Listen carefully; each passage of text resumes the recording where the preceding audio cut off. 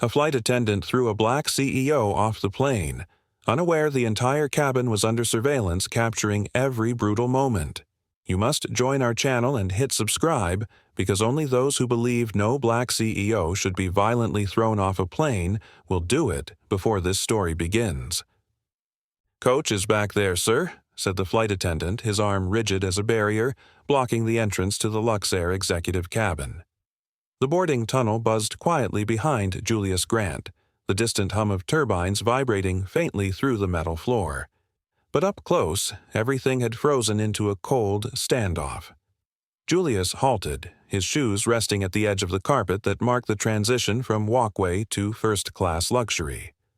The man barring his entry was tall, maybe 6'2", with a trim uniform that seemed tight around the shoulders. His name tag read Carter Dawes, and his forced smile held no warmth. There was tension in the lines of his face, a stiffness in the jaw, and a glint of something unreadable behind his eyes. Julius didn't raise his voice. He didn't flinch. Instead, he calmly extended the sleek, leather-bound boarding pass toward him. "I think you should take another look," he said, voice steady. Carter barely glanced at the ticket. His eyes stayed locked on Julius's face, deliberately, and then drifted downward, scanning the designer suit, the polished cufflinks, the calm authority with which the man stood. The sneer came next, barely restrained. "You people always think you're VIPs," Carter muttered, just loud enough to cut. There was a pause, a full second of silence so sharp it could slice glass. Julius didn't blink. His eyes narrowed, not from shock or outrage, but from something older, calculation. The sting of that phrase was nothing new. He had been here before. Different cities, different gates, same suspicion cloaked in protocol. But this moment was different. "You'll want to rethink that sentence," he said softly. Carter's eyes hardened. Without another word, he reached out and grabbed Julius by the arm, his grip sharp, aggressive, and far beyond the threshold of professionalism. "I said back there," he barked, yanking Julius with a sudden force that caught even the nearby passengers off guard. The air inside the cabin turned dense, like the oxygen had been sucked out. Rows of suited men and quiet travelers turned their heads, jaws tightening in stunned silence, unsure if they should intervene or remain seated. Not a single voice rose, not even from the cockpit. Julius steadied himself, wrenching his arm free from Carter's grip with a firm twist of the wrist. His expression didn't change. He remained composed, measured. But there was tension in his jaw now, the kind that came not from fear, but from restraint. "Don't touch me," he said evenly, his voice low and commanding, not raised but resolute. But Carter wasn't listening. His chest heaved beneath his tightly buttoned uniform, breath growing shallow, quick. His eyes, once tense, now burned with something personal, something unresolved. Without any signal, he lunged again, this time with more force, both hands pushing square against Julius's chest. The momentum forced Julius backward a few steps toward the open threshold of the boarding tunnel. He stumbled but caught himself before falling. A murmur rippled through the cabin, but no one moved. The air hung heavy with indecision. "You're making a mistake," Julius warned, his voice steady, but there was steel behind the words now. His feet planted firmly, spine straight despite the sudden shove. Eyes locked on Carter with a calm that felt more unsettling than any outburst would have been. Carter's fists clenched at his sides, his knuckles pale against the blue of his uniform sleeves. He didn't blink. His voice rose, cracking slightly as if fueled by something more than the present moment, something deeper. "Get off this plane," he hissed, "or I'll throw you off myself." The words weren't just loud, they were unstable. Each syllable carried a tremor, like they'd come from a place long ignored. Julius narrowed his eyes, analyzing Carter, not as a threat, but as a man unraveling under pressure. The calculated part of his mind clicked into motion. This wasn't a standard power trip. This was personal. A man unraveling in uniform, in public, in front of witnesses. Still, Julius didn't budge. He stood rooted, not out of defiance, but from something older, quieter, control. A kind honed through boardrooms, press rooms, and pressure so constant it no longer cracked his shell. He reached into the inner pocket of his blazer and retrieved his boarding pass, holding it out once more. "You don't know who I am, do you?" he asked, not with arrogance but with a deliberate tone of curiosity. He wasn't boasting. He was diagnosing. That question landed like a spark on gasoline. Carter's lip curled. His hand twitched almost involuntarily. "I don't care who you are," he snapped, his voice almost a growl now. "You're just another suit in my way." Suddenly, Carter charged forward and shoved Julius hard. Too hard. His palms slammed into Julius's chest with unchecked force, and the older man's polished dress shoes scraped against the grooved metal flooring beneath him. Julius's body lurched backward, his balance disrupted instantly. The door to the aircraft had not yet been sealed, and the retractable stair ramp remained extended. Time slowed for a split second, as if the world held its breath. Julius's arms flailed as he instinctively reached for something, anything, to stop his fall. But there was nothing to grab. His hand brushed the cold edge of the doorframe, then slipped. He tumbled backward, his tall frame twisting as gravity pulled him down the steep incline of the stairs. A dull, metallic clang echoed with each impact. His shoulder slammed into a step, followed by the side of his head. Then came the final drop. 10 feet down, the concrete tarmac waited without mercy. Julius struck the ground with a sickening crack, the kind of sound that silences a crowd. His body crumpled awkwardly, legs sprawled, one twisted at an unnatural angle. His head lolled to the side, eyes fluttering as if trying to stay conscious. A bloom of red began to spread beneath his tailored suit jacket near his left shoulder. The entire cabin gasped, some passengers rising from their seats, stunned and frozen. A child's voice broke the silence with a frightened, "Did he fall?" But no one answered. On the boarding ramp, Carter stood still, chest rising and falling rapidly, eyes wide but not in horror, more like disbelief at what he had just done. For a moment he seemed unsure whether to move forward or retreat. His fists were still clenched, jaw tight, the heat of adrenaline not yet gone. One of the ground crew members, a young technician named Brent, dropped the clipboard he had been holding and sprinted toward Julius. "We need medics, now," he shouted, voice cracking with urgency. 2 others followed, one already dialing emergency services as he knelt beside Julius and checked his breathing. Julius moaned faintly, his face tight with pain. One eye had already begun to swell. His chest rose in uneven, shallow breaths. Brent looked up at the others, panic in his voice. "He's alive, but he's in bad shape. Don't move him. Just keep him stable." They began clearing the area, signaling for incoming paramedics, placing cones around the scene to prevent other vehicles from approaching. Inside the plane, no announcement was made. No crew member stepped forward to address what had just happened. Passengers remained frozen in disbelief.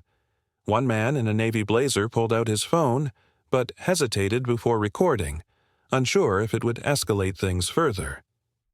The silence was sharp, no movement, no apologies, just tension hanging in the air like smoke. Carter finally spoke, not to anyone in particular, but more to himself, his voice low and bitter. He had it coming. There was no remorse in his tone, no crack in his composure. He turned and stepped back into the cabin, shoulders stiff. The flight captain, who had remained behind the cockpit door the entire time, said nothing. There was no protocol being followed, only avoidance. A loud metallic thud echoed as the cabin door was pulled shut from inside. The locks engaged with a mechanical hiss. The ramp retracted. Outside, sirens began to wail in the distance. A paramedic team pushed through the security gate, rushing with equipment toward the figure on the tarmac. Theo had not yet arrived, and Julius remained alone among strangers, his blood soaking into the concrete, his body broken, but his presence still commanding silence. Above all the chaos, above the panic and the growing whispers on the ground, one truth hovered quietly in the air like a secret yet to be told. No one on board had realized that every second of what had just occurred, the shove, the fall, the gasps, had been recorded in full clarity.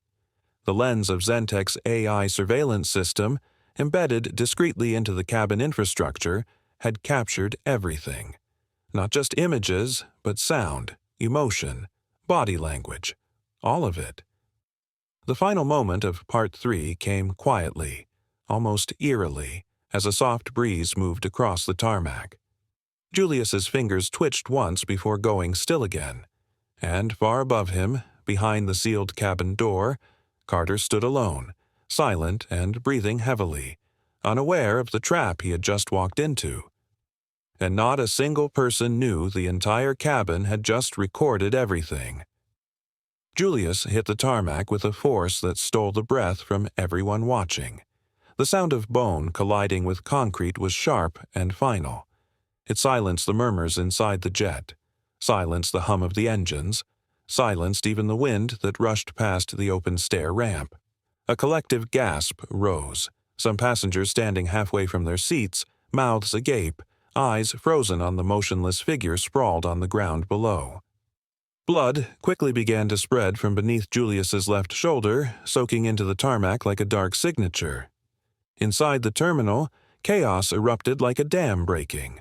An airline staff member screamed for paramedics over the intercom, while others rushed toward the exit doors leading to the runway. Ground crew sprinted across the tarmac with emergency kits in hand, calling out into radios, directing vehicles, barking orders at each other as if urgency itself had taken physical form. The nearest medic dropped to his knees beside Julius, fingers instantly seeking a pulse, eyes scanning his broken body. One leg was twisted horribly, his collarbone pushed upward at an unnatural angle beneath his shirt, and blood trickled from a split just above his brow. Julius's eyes fluttered, his mind floating in and out of the present. Pain didn't come in waves, it came like a flood. Every breath stabbed at his ribs, every heartbeat echoed in his bones. But still, somewhere inside the haze, he held on. Dimly, he heard voices, saw flashing lights, felt the gurney lift him from the ground. Oxygen was placed over his face. IVs followed, and then another voice, familiar and sharp with fear. "Julius! Julius! I'm here!" Theo's voice cracked as he rushed to his side, suit rumpled, eyes wide with panic. He climbed into the ambulance without hesitation, brushing aside a medic's objection. "You're going to be okay, sir. Just hang on," he whispered, gripping Julius's hand tightly, trying to anchor both of them. As the ambulance roared away toward Halcor Medical Center, a very different scene unfolded inside Luxair Flight 903. Back on the aircraft, Carter Dawes stood near the door, chest still rising and falling with aggression. His hand trembled slightly, but he masked it by adjusting his collar and straightening his posture. He didn't glance at the blood. He didn't look at the panicked staff rushing on the ground. Instead, he stepped back into the cabin and closed the hatch with a loud metallic thunk. No announcement, no explanation. He turned toward the captain's cockpit and said flatly, "Passenger refused to comply." He got off. The captain, an older man with graying temples and a habit of avoiding conflict, blinked at him from the threshold of the cockpit door.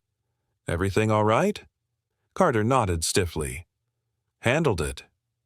"All right," the captain muttered, unconvinced but unwilling to pry.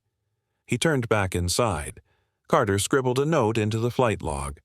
Passenger refused to comply with instructions, removed from aircraft. No injuries reported. That was it. No mention of the fall, no mention of contact. Just a line crafted to protect himself. The jet took off 10 minutes later like nothing had happened.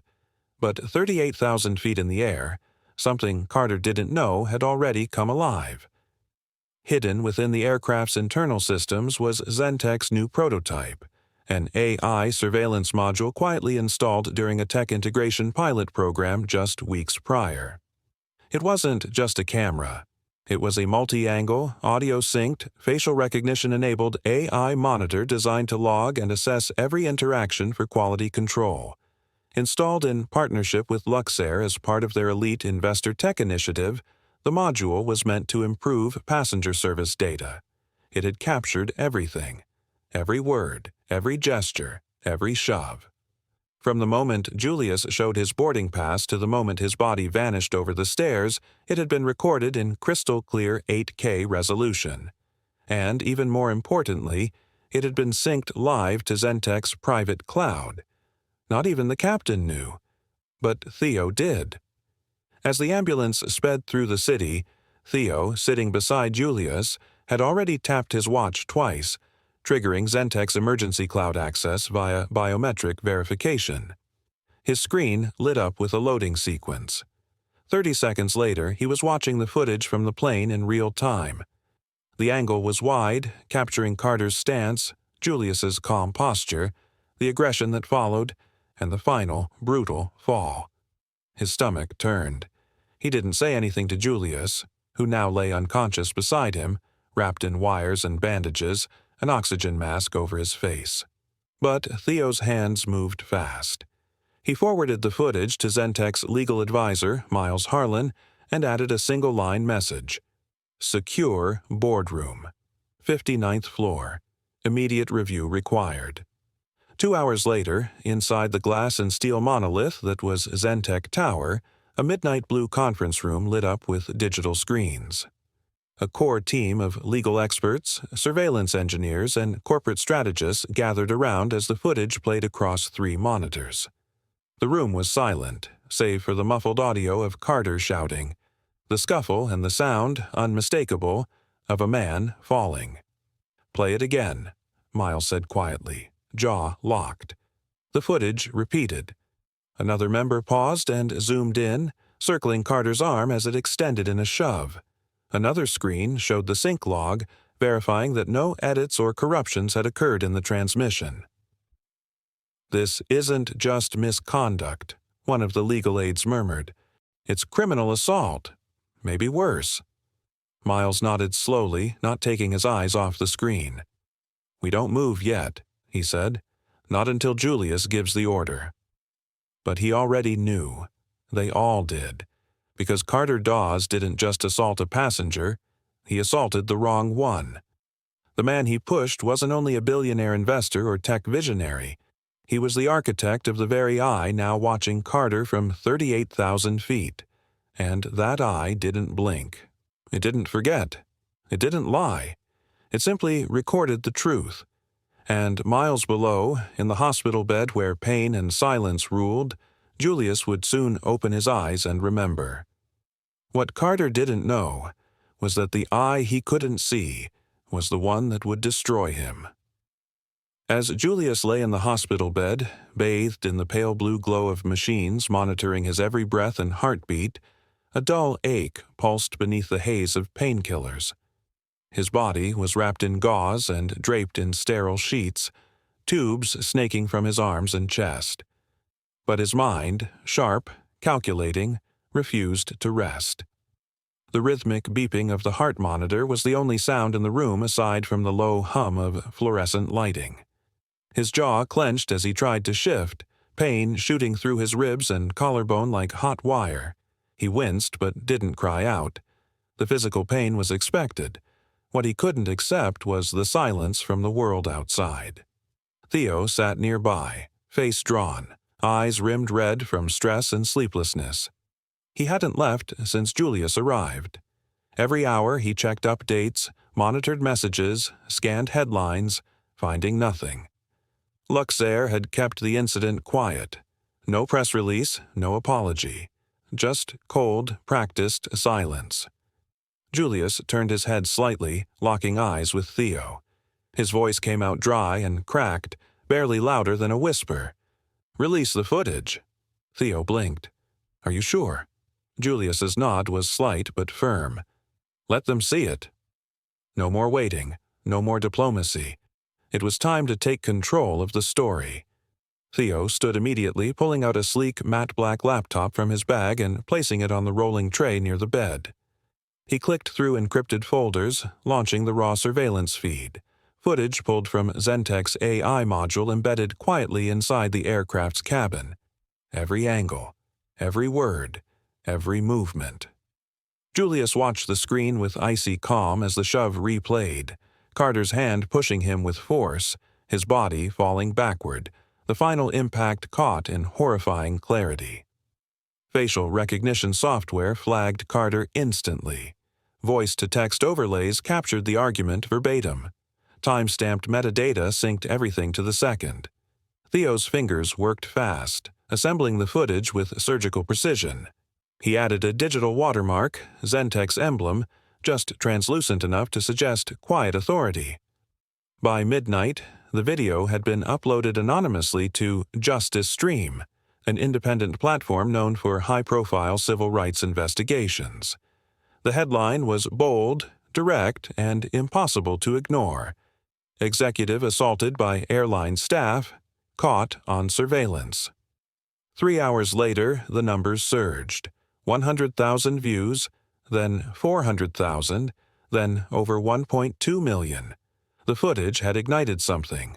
News anchors debated the clip in real time. Commentators zoomed in on Carter's face, breaking down his posture, his fury. Social media lit up. But for Julius, that wasn't the goal. He didn't want outrage. He wanted consequence. While the public raged online, Carter Dawes had been suspended, quietly. No press statement. Just a single line in Luxair's internal system. Pending investigation.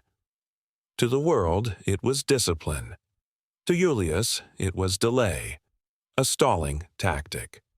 They were hoping to buy time, to bury it under bureaucracy. But Julius wasn't interested in waiting. Zentech's legal team, operating like a unit in a military operation, filed a federal injunction before sunrise. The paperwork demanded immediate access to Luxair's safety protocol records and internal investigation notes. At the same time, they filed for full subpoena rights to the airline's disciplinary records. Something about Carter's behavior had been too calculated, too confident. Julius sensed there was more beneath the surface. "What else have they buried?" he asked Theo later that morning, his voice steadier, though his body remained weak. Theo, standing by the window with a tablet in hand, didn't hesitate. "We'll find out." It didn't take long before the first leak surfaced, an internal memo from 6 months ago warning about over-aggressive enforcement by specific crew members. No names, but the language was vague and familiar, a corporate shield against accountability. Julius stared at it from his bed, eyes narrowing. "They knew," he muttered. He looked toward the far wall where a small digital clock ticked forward with indifferent precision. Time was moving. So was he. That night, as the digital wildfire spread, Carter's name began to trend. Screenshots of the footage were used in viral edits, his scowl immortalized mid-shove. He had become the face of unchecked power, but to Julius, he was just a symptom. A crack in something far larger. "We're not just suing," Julius said quietly to Theo. "We're investigating." Theo looked up. "You want a deeper dive?" Julius nodded, his expression unreadable.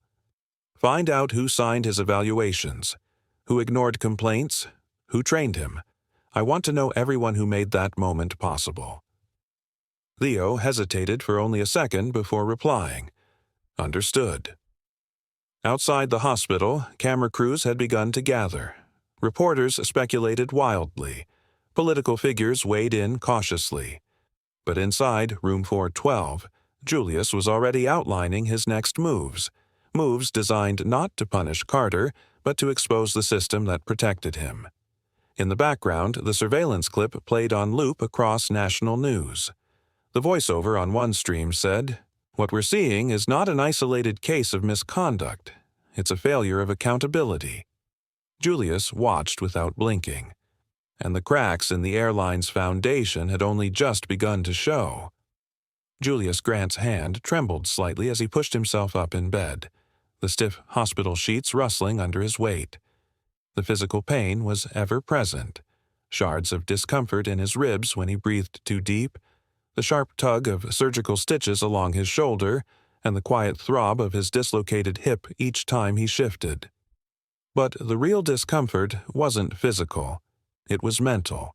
It was the gnawing knowledge that what had happened to him wasn't an isolated incident. It was a symptom of something far deeper, far uglier, and that thought refused to let him rest. The room was quiet, save for the distant beeping of a heart monitor and the occasional footsteps of passing orderlies in the hallway. A light drizzle tapped against the window behind him, gray skies hanging heavy over New Alder General. Theo sat nearby in a vinyl chair, flipping through a folder with highlighted pages and handwritten notes. Julius stared straight ahead, his gaze distant but focused. His mind wasn't in that hospital room. It was inside Luxair, behind every locked HR file, every sealed incident report, every hushed complaint. "Read me the report again," Julius said, his voice raspy but resolute. Theo didn't hesitate. He adjusted his glasses and began. 4 previous complaints filed against Carter Dawes in the last 6 years. 2 by black male passengers, 1 by a Latino man, and 1 by a white passenger traveling with a mixed-race son. All incidents noted aggressive language, improper handling, and, in 2 cases, physical contact. Julius nodded once, slowly. And how were they resolved? Theo looked up, expression tight. All were marked as handled internally. No record of disciplinary action. 1 complainant was offered a voucher. Another was labeled non-compliant passenger and banned from future Luxair flights. Silence hung for a long moment. Rain streaked down the window, blurring the world beyond. Julius turned his head, wincing slightly, and met Theo's eyes. "They buried it," he said flatly. "They knew what he was, and they buried it." Theo leaned forward. "We can file a civil rights suit, combine it with the injury claim. That alone would put pressure on their legal department." Julius's lips twitched into something that almost resembled a smile, but there was no warmth in it. "Do it," he said. "But that's not all I want." He slowly reached for the tablet on the rolling tray beside his bed. The Zentek interface lit up, responding to his fingerprint and eye scan. His reflection flickered briefly in the glass. Tired eyes, unshaven jaw, bruises forming around the collarbone. But his voice, when he spoke again, was clear. "I want access to their personnel database." Theo looked confused. "For what?" "To see who else they've buried," Julius said, tapping open a secure chat with his legal advisor. "Carter's not the only infection hiding behind a uniform." "Who signed off on that surveillance AI?" Chairman Edgar Voss's voice cracked through the marble-walled boardroom like a whip. The air inside Luxair's executive tower in Falkridge was tense and brittle, every man seated around the obsidian glass table avoiding his gaze.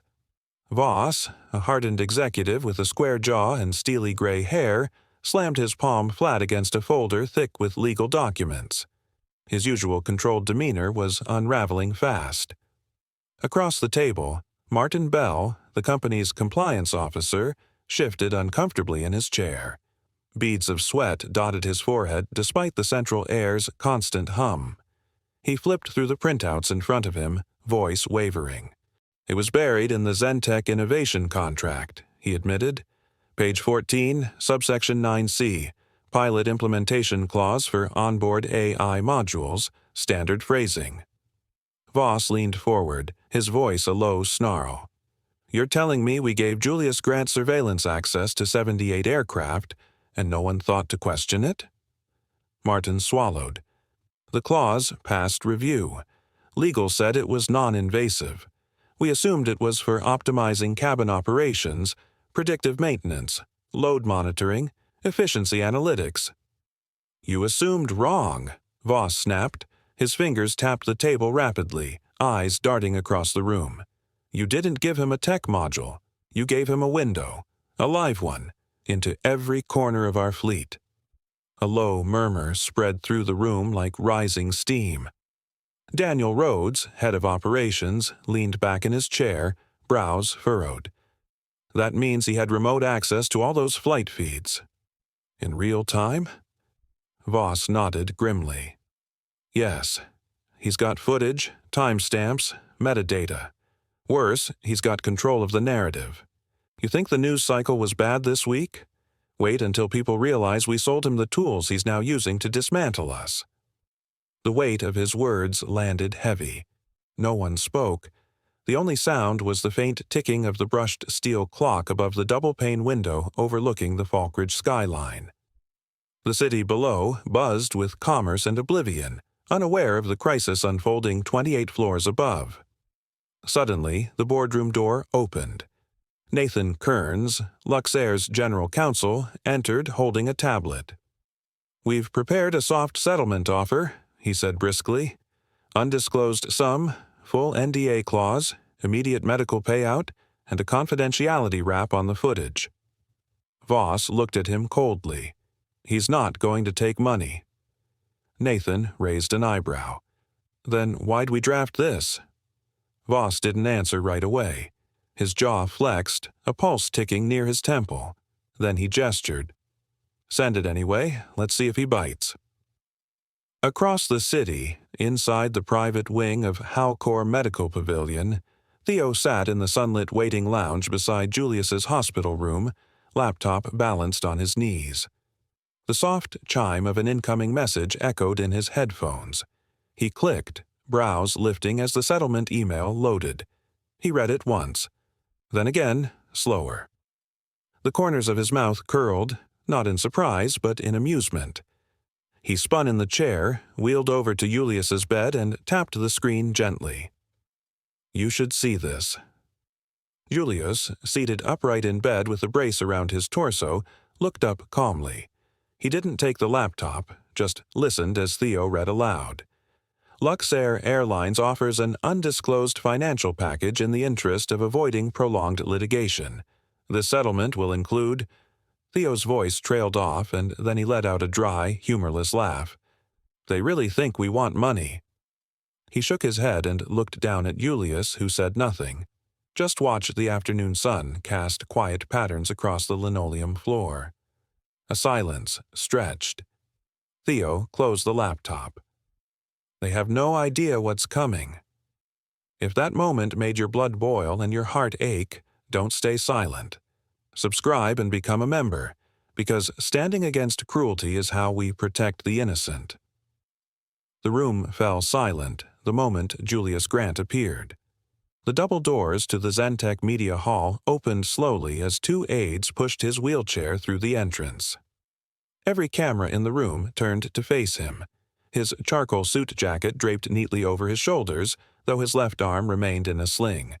His face was calm, unreadable. Behind him walked Theo, his assistant, carrying a sleek black briefcase. On the other side, Martin Yates, Julius's lead attorney, kept a steady gaze on the podium ahead. No banners, no flashy graphics, just a single screen behind the podium and the subtle weight of truth waiting to unfold. Julius was helped onto a small platform. He adjusted the mic once and looked directly into the sea of reporters, bloggers, and live streamers packed into the hall. His voice, when it came, was low but resonant. "I won't take much of your time," he said. "I'm not here to speculate, accuse, or perform." Theo opened the briefcase. Inside was a secure tablet preloaded with the full surveillance footage, unedited, time-stamped, with no narration. Just truth. With one tap, the video began to play on the screen behind Julius. There were no voiceovers, no dramatic music, just raw footage. Carter Dawes blocking Julius's path, grabbing his arm, shoving him, the moment of impact as Julius fell from the metal stairs to the tarmac. The sound of the crack. The blood. The camera's audio picked up the muted gasp of a flight attendant, the muffled scream from inside the cabin, and Carter's chilling words, "He had it coming." Gasps filled the hall. Some reporters dropped their pens. One of the cameramen lowered his rig, visibly shaken. The video ended. The silence lingered. Julius took a breath. If it happened to me, someone with power and resources, It can happen to anyone, and it probably already has. There was no applause, only the clicking of keyboards, the whirring of live stream feeds updating captions in real time. Hashtags were already trending. Iodag Julius was thrown. Yak flying, while black, knock, Lux Air, lawsuit. But the press conference wasn't just a reveal, it was a warning shot. What the room didn't know was that long before this public showing, something had already begun behind the scenes. Back at Zentech's underground data lab, located 5 floors beneath the main tower, Project Sentry had been activated the night Julius was admitted to the hospital. Designed as an internal audit tool, the AI-powered module was originally built to monitor behavior patterns within corporate spaces. But now, its gaze had turned skyward. Theo stood in the glass-paneled observation deck of the lab, watching rows of screens populate with archival footage. Julius had given the order personally. "Scan all Luxair surveillance data from the last 24 months, he had said. Filter by race, gender, incident reports, and crew behavioral tags. Look for patterns. Look for silence." Buried beneath layers of archived Luxair flight surveillance, the patterns began to emerge. Quiet at first, then undeniable. Theo sat hunched over 3 screens in Zentech Tower's lower data lab, the glow of the footage reflecting off his glasses. He paused, rewound, and played again. Another incident. A black man in a blazer, calm, respectful, being pulled from his seat and escorted off by 2 crew members. No shouting, no threat. Just a quiet removal while passengers looked away. The crew log-labeled it. Passenger uncooperative. Theo scribbled a timestamp. In the next clip, a Latino father was asking for assistance with his young son's asthma medication. A flight attendant rolled her eyes, whispered something to the captain, and within minutes, the man was told he was creating a disturbance. Security met him at the gate. Another clip showed a teenager, barely 16, politely requesting a second bottle of water. Moments later, 2 flight marshals appeared. He was handcuffed mid-air, face pale with fear, while passengers whispered behind raised phones but did nothing. Theo didn't flinch anymore. He'd seen 9 of them now, 9 separate incidents. All male, all black or Latino, all quietly erased from Luxair's public record.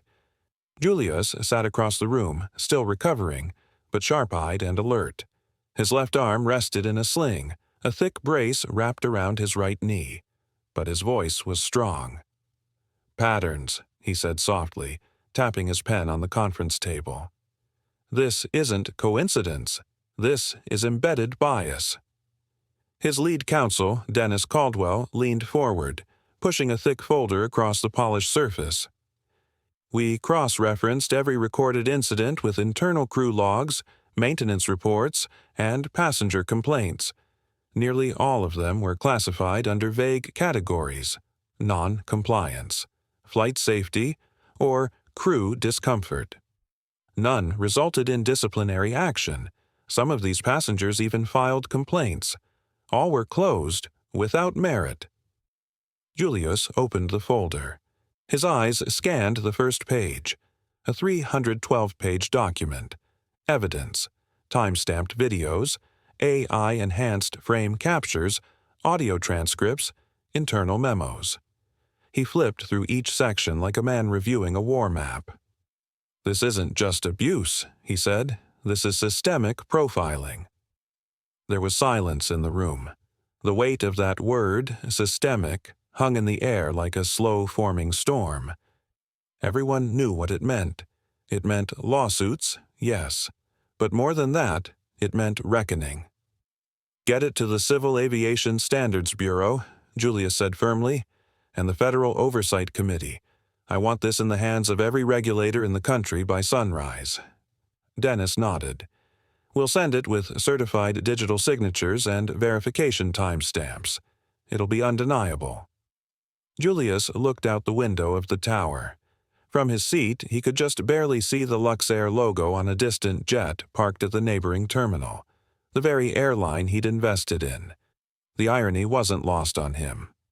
"Make sure the public sees it too," he added. "The timing has to be precise." Theo perked up. "You want it to go live during the shareholder meeting?" Julius's response was instant. "Exactly. Hit publish the same minute their CEO steps on stage. If they want silence, give them the sound of truth instead." The next morning, chaos erupted in real time. At precisely 8 a.m., the Luxair shareholder meeting commenced at the Franklin Meridian Conference Center, with press and private stakeholders seated in a glossy auditorium. On the large screen behind the podium, the Luxair logo shimmered beneath a line of corporate slogans: efficiency, safety, inclusion. But as Chairman Edgar Voss stepped up to speak, reporters' phones buzzed one after the other. One journalist looked up, then back down, pale. Another whispered to his colleague. Then came the wave. Screens lit up across the room. Luxair accused of systemic racial profiling. Leaked report reveals 9 hidden incidents. Social media flooded within seconds. Hashtags emerged. $, grounded truth. $, 9 too many. $, Luxair leaks. Voss stuttered mid-sentence. "We at Luxair are proud to represent." But no one was listening. Reporters were already standing, cameras now pointed at their phones. Not him. One of the board members stood and left without a word. Back at Zentech Tower, Julius watched the feed from a secure channel, his hand steady on a cup of tea Theo had brought him. The pain in his ribs hadn't faded, but a new kind of fire was rising in him now. One of vindication, but not satisfaction. Not yet. Dennis entered the room with a laptop in hand, screen showing red numbers. "Stock price is falling," he said.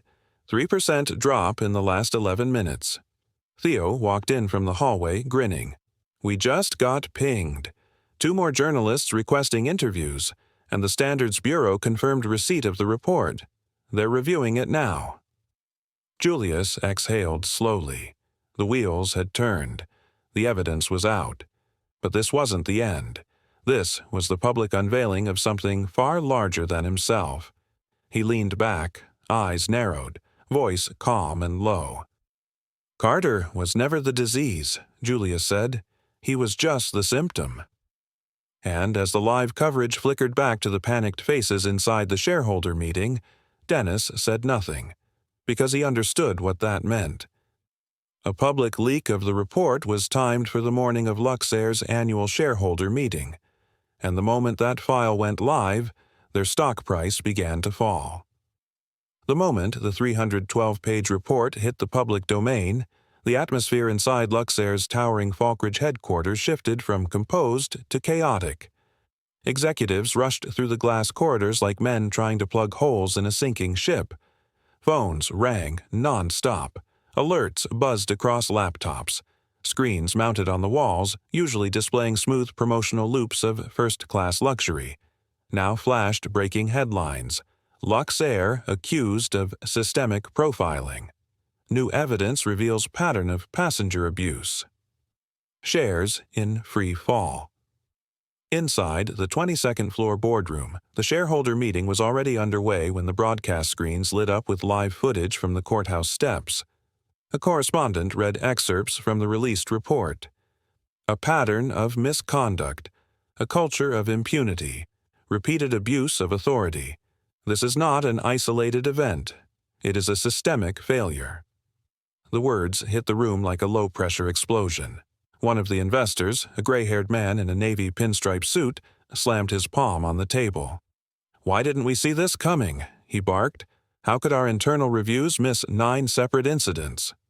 Beside him, the head of public relations, Martin Kale, fumbled through a folder of talking points. "We believed those complaints were handled responsibly." Each was marked as resolved. The chairman, Edgar Voss, leaned forward, voice low but intense. "Resolved doesn't mean buried, Martin. And now the dirt's crawling back up." Outside, protesters were forming in clusters around terminals in 6 major cities. At Eastbridge, New Alder, and Crestview, signs rose above the crowds. Equal rights at 30,000 feet, passengers, not profiles, and simply Julius. Security footage captured men in business attire, college students, and retired veterans, all male, all marching together.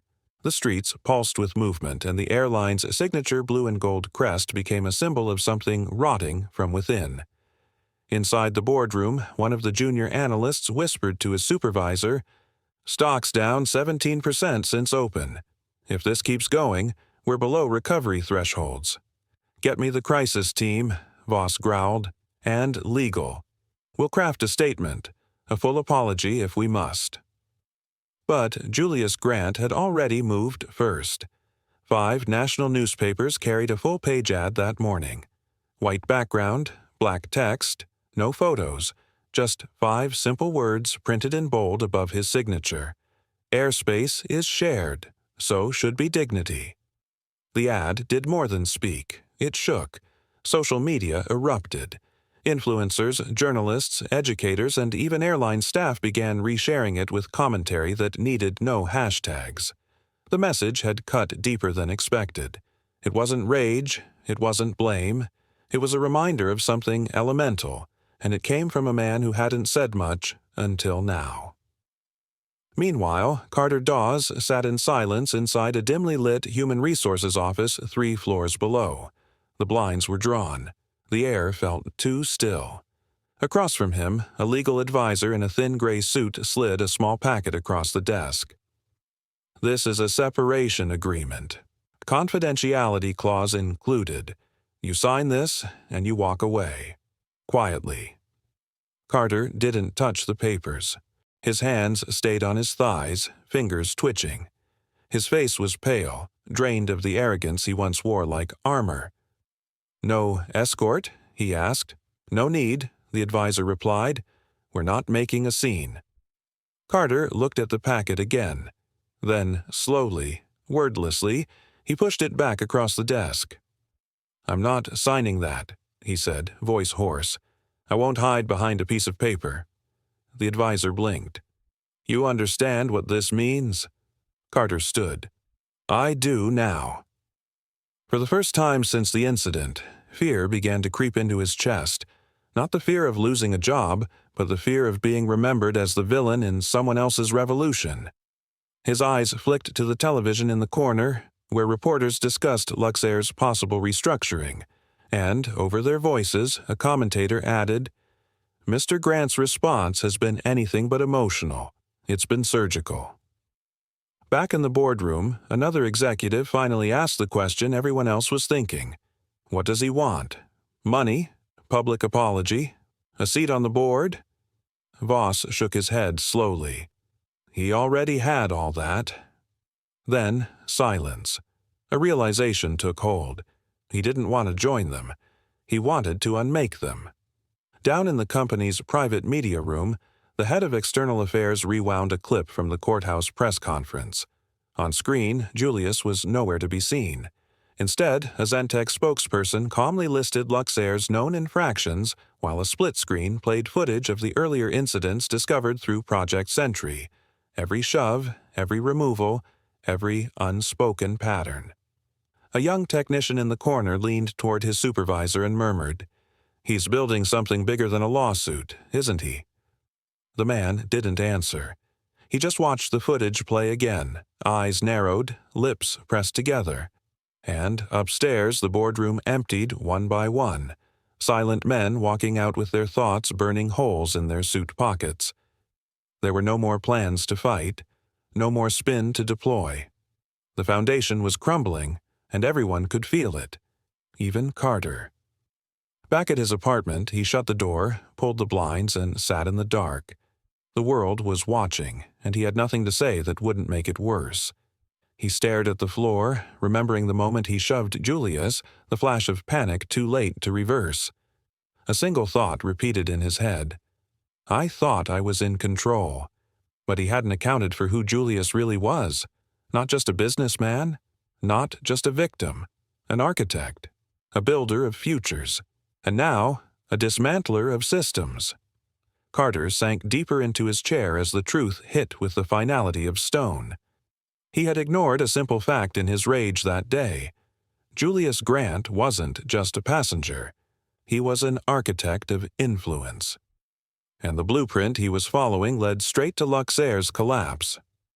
The boardroom at Zentech Tower was dimly lit, its floor-to-ceiling windows revealing a skyline flickering with city light and tension. Julius Grant sat at the head of the conference table, eyes fixed on the monitor streaming news of Luxair's latest press conference. Their CEO, Martin Kessler, stood before a cluster of microphones, reading from a prepared statement about steps toward healing, terms like inclusion training, suspensions pending review, and a commitment to auditing diversity metrics. It was, Julius thought, the corporate equivalent of painting over a cracked foundation. "Same old song," muttered Theo, seated to Julius's right. He wore a navy vest and tie, tapping an encrypted tablet. "They think this is enough." "It's not," Julius replied, his voice quiet but resolute. "We don't need them to change. We need them to collapse." With those words, the plan set months earlier kicked into high gear. Julius hadn't waited for justice to trickle down from regulators or PR bandages to fix structural rot. He'd begun assembling a war chest, leveraging his network of venture firms, legal allies, and strategic consultants. What began as a whisper between allies had become a coordinated campaign. The goal wasn't to simply buy Luxair, it was to dismantle it, methodically, irreversibly. Each day, shares were acquired discreetly through proxy partners and shell funds. Julius didn't attach his name. He didn't need to. By the time whispers of a coordinated buyout reached the media, the number was already at 44%. One morning, as Julius walked into the 59th floor strategy suite, Theo handed him a printed headline. "Zentech founder attempts corporate coup?" It read, bold across the front of the Herald Financial. Julius only smirked. Let them wonder. That afternoon, he made a calculated move, not to confirm the rumor but to redirect attention. He called a small press meeting, no podium, no stage. Just a single camera in a minimalist space, white walls, and a quiet hum of servers in the background. He announced the upcoming launch of a new airline, Altitude Zero. "It's not just a business," Julius said into the camera. "It's a standard, an ecosystem built on transparency, equity, and AI-monitored safety. Not to fly above, but to rise beyond." Reporters scrambled for follow-up questions. One man from Sky Business Weekly raised his hand. "Mr. Grant, is this revenge?" Julius looked directly into the lens, pausing just long enough for the silence to stretch tight. "Number. This is repair." Across the room, Theo watched, arms folded, a half smile on his face. The team knew this wasn't about payback. It was about architecture, rebuilding a system with no dark corners. Behind the scenes, the execution was surgical. Luxair's top 3 routes, East Bridge to New Alder, North Halston to Meridian, and the prized Crossbay Connector had already been scooped up by a logistics holding firm. That firm, as Luxair's internal memos would later reveal, was owned by a limited partnership group with Theo's name discreetly buried in the filing paperwork. It wasn't brute force, it was precision. Late one evening, Julius stood alone in his private archive room, a glass chamber lined with data nodes and historical blueprints. The flicker of flight paths, legal documents, and AI heat maps cast ghostly reflections on the walls. He reviewed a chart showing Luxair's market position steadily shrinking, while Altitude Zero's buzz soared online. He tapped a voice memo to record a thought. If an airline refuses to see its passengers as equals, it shouldn't fly. The next day, social sentiment reports showed a tenfold rise in support for Altitude Zero before its first aircraft had even been revealed. Public figures were rallying behind the brand. Business influencers retweeted the teaser video. Educators cited the move as a case study in strategic disruption. And more than anything else, Passengers, especially those with stories like Julius's, felt seen. But not everyone grasped the deeper strategy. In a private conference at a midtown bank, two Luxair executives sat across from an advisor trying to decode the share acquisition trail. "We can't trace it. They're buying us from within." "What does he want?" one of them asked. The advisor simply replied, "Not revenge." A clean slate. Back at Zentech, Theo opened a secured channel to confirm the lease acquisition was complete. "All 3 routes locked in. They don't even know we own them yet." Julius nodded once, then leaned back in his chair, eyes sharp. The takeover wasn't just corporate, it was philosophical. 3 months later, inside a packed federal courtroom in New Alder, the air was thick with anticipation. Reporters filled the benches, sketch artists captured every glance, and the gallery overflowed with citizens, many of whom had followed the story from the first leaked video to this final moment of legal reckoning. Julius Grant sat quietly at the plaintiff's table, his cane leaning against the side of the chair, his posture straight despite the ache that still lingered deep in his bones. His suit was modest today, dark navy, understated. Not a symbol of wealth, but of presence. He wasn't here as a CEO. He was here as a witness to injustice. The judge, a stern man with silver hair and a voice like gravel, read the verdict with no ceremony. The court finds the defendant, Luxair Airlines, guilty of gross negligence, racial profiling, and intentional suppression of passenger safety data. Damages are awarded in the amount of $260 million to Mr. Julius Grant. Gasps rippled through the room. Flashbulbs erupted. Julius didn't flinch. He simply turned his head toward his attorney, nodded once, and allowed a breath to escape, a breath that had been trapped since the moment he hit the tarmac. Outside, the media frenzy exploded. Microphones swarmed, but Julius didn't step up to speak. Instead, Theo handled the press. "Mr. Grant is not accepting any of the awarded funds for personal use," Theo announced calmly, standing on the courthouse steps with the kind of gravity that made even seasoned reporters lower their voices. "Every dollar will be used to establish a national legal defense fund for passengers wrongfully removed from flights across the country.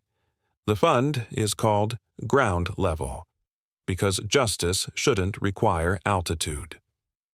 By nightfall, the official video for the fund had gone viral.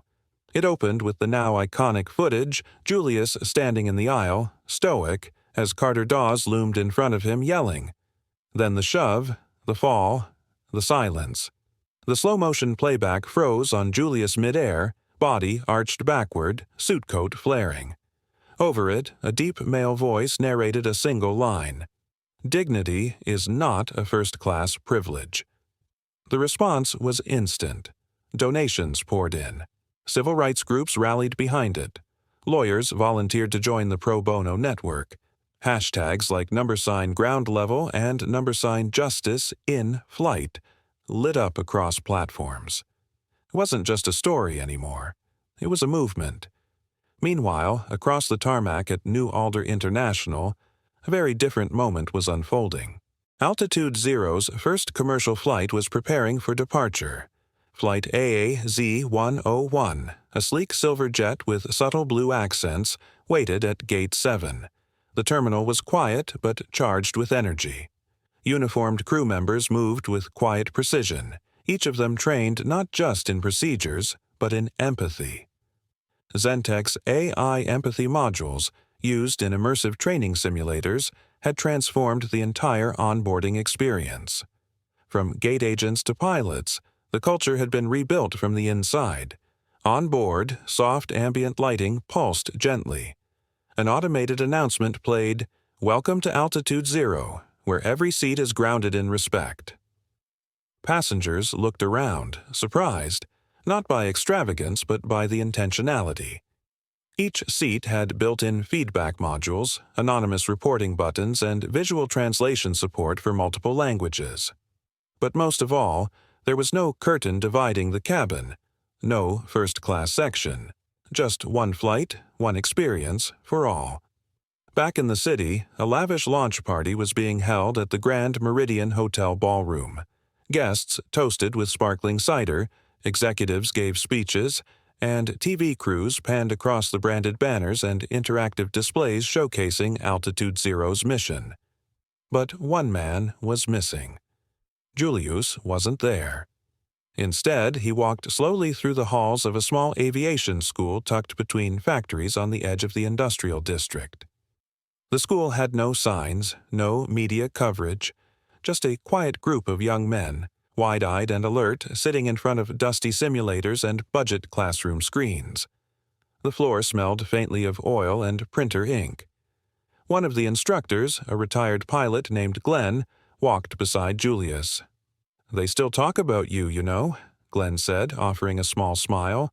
"Some of these boys applied because of what they saw you do." Julius didn't reply immediately. He simply looked around the classroom, at the rusted ceiling fans spinning above, the laminated posters of old aircraft on the walls, and the determination in the students' eyes. Finally, he said, "They won't remember my name.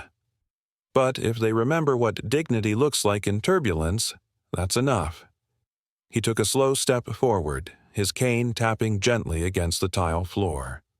Outside, the sun had started to dip behind the hangars, painting the sky in streaks of burnt orange and steel gray. Julius stepped into the open air and paused. A flight passed overhead, quiet, smooth, unnoticed. He looked up briefly, then turned toward the school's next classroom. A soft breeze tugged at the edge of his coat. Because change didn't take off until you teach people how to fly right. Carter Dawes sat beneath the flickering fluorescent light of Warehouse Base 6, a clipboard in one hand and a barcode scanner in the other. It was 2:17 a.m. in West Loren, a city no one visited unless they had to. The air smelled like cardboard, old oil, and something metallic that clung to the walls like memory. Carter's uniform bore the name Mark Dalton, stitched in fading thread above the chest pocket. He had picked the name from a billboard on the highway into town. No one asked questions here. They just clocked in, kept their heads down, and vanished into routine. For Carter, that was the goal. But routine couldn't shield him forever. The knock on the warehouse side door came just after break. Two men in pressed coats stood beneath the security light, their camera crew hanging back near the parked van. The taller of the two, a producer named Miles Trent, held up a press badge. "Mr. Dawes, Mark, we'd like a word," he said, tone measured but firm. "We're filming a piece called Fall from Flight. It's about accountability in the skies. You're a part of that story whether you speak or not." Carter stiffened. The barcode scanner slipped from his hand and clattered against the concrete. He didn't answer. He just turned, walked back toward the sorting tables, and disappeared into the aisles of stacked pallets. But that night, he didn't sleep. And the next, when the knock came again, same crew, same quiet camera. He paused. "You got 5 minutes," he muttered, not meeting their eyes. They followed him to a back storage room lit by one bare bulb and surrounded by crates marked fragile. Carter leaned against the wall, arms folded, eyes on the floor. He looked thinner than he once had. His hair had gone nearly gray, and the tension in his jaw never quite left. The camera rolled silently. "Why now?" Miles asked. Carter exhaled sharply as if the question had struck something soft. He rubbed his face, then finally met the lens. "Because I can't outrun it anymore," he said. "Every time I see someone in a suit, I wonder if they think I'm the guy who shoved someone off a plane. And the truth is, I am." There was a long silence. "I let pride become policy," Carter said, voice low and dry. "I judged a man before I knew his name. I didn't care who he was. I saw confidence, and I saw skin, and I made a choice. And it wasn't just wrong. It was unforgivable." Miles nodded but said nothing. Let the words hang. "But people already know that," Carter added. "What they don't know is what comes after. It doesn't go away. Not when the job ends. Not when the cameras stop. It follows you. And maybe that's fair." When the footage aired, the clip was short, 2 minutes of quiet admission, but it spread quickly. Some viewers felt he was remorseful. Others called it too little, too late. Either way, it was on the record now. The man behind the shove was no longer hiding. Across the country, Julius Grant never commented. He had no interest in Carter's redemption arc. Instead, Julius's story had taken a different kind of route. At Western Dominion University, Professor Eli Warren wheeled in a smartboard into his strategy and ethics class and queued up a slide titled Power, Restraint, and the Long Game, the Julius Grant Case Study. The syllabus had been updated to include it under mandatory coursework. Business students debated it fiercely. Was Julius driven by justice or vengeance? Was dismantling a company too far or not far enough? A guest lecturer, former CEO Terrell Boone, addressed a packed lecture hall. Julius Grant didn't react with rage, he told them, voice steady over the buzz of curious undergrads. He responded with structure. He redefined retaliation by turning it into design. Meanwhile, Altitude Zero continued its quiet rise.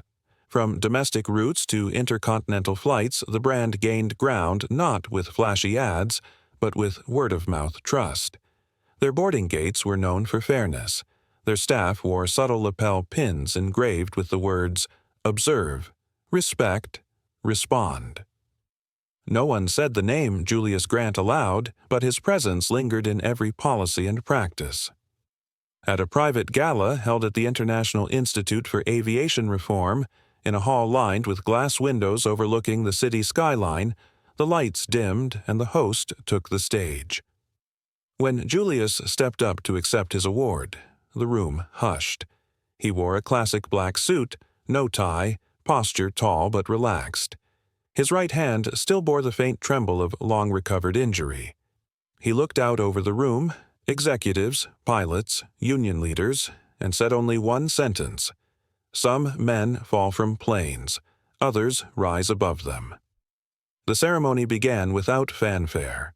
Inside the newly built East Terminal at Eastbridge International, the air was crisp with fresh polish and quiet reverence. Workers had just finished installing the final piece, a bronze plaque mounted cleanly into the white marble wall near Gate 3A.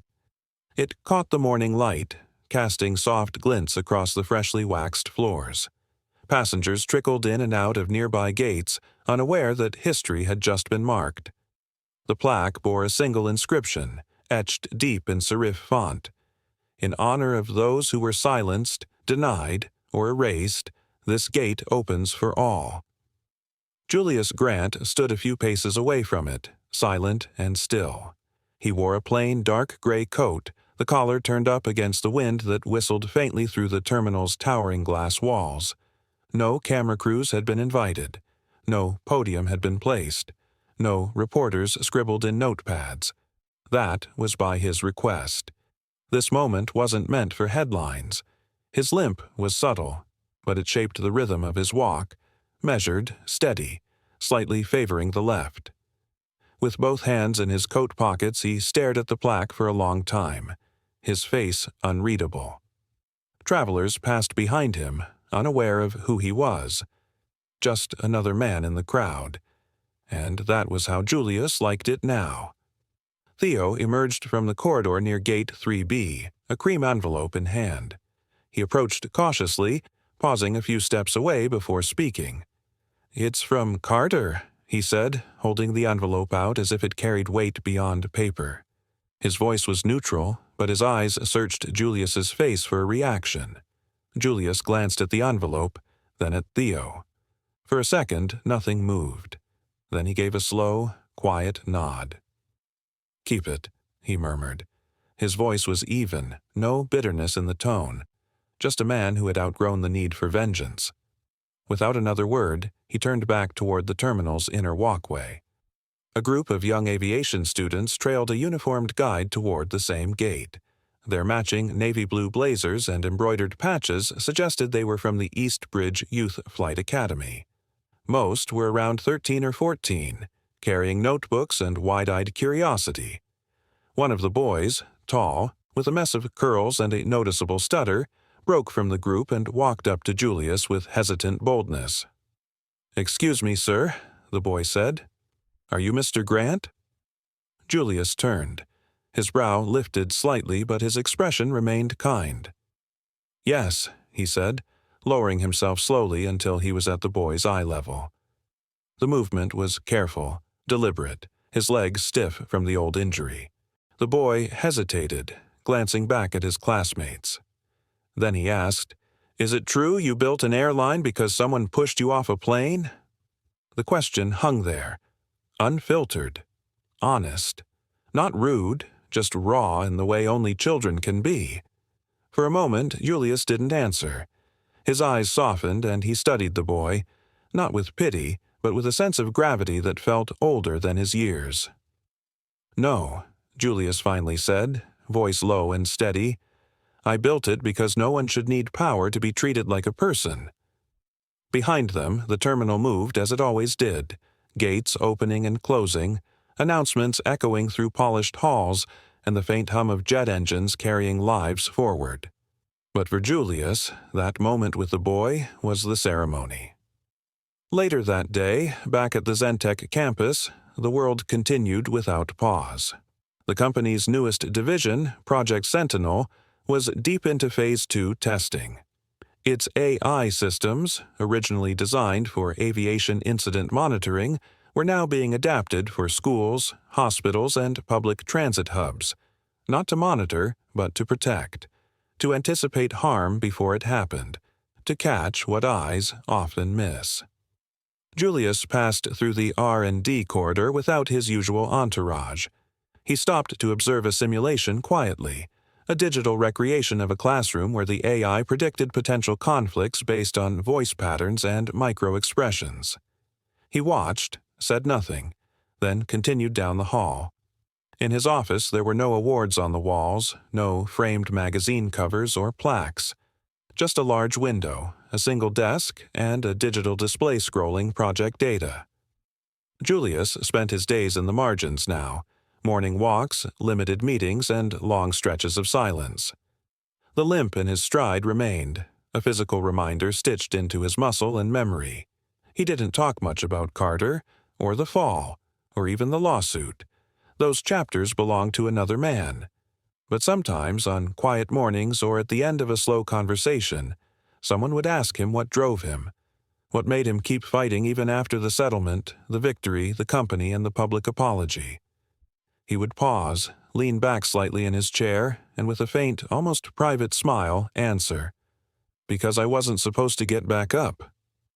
They thought no one was watching, but justice was captured on camera. If you stand for dignity, strength, and accountability, hit subscribe and join the channel. Together, we rise. Disclaimer: the story you just watched is fictional, created to shed light on the dangers of abuse of power and the importance of accountability in service industries. Its purpose is to raise awareness, promote empathy, and encourage meaningful conversations about justice, respect, and safety.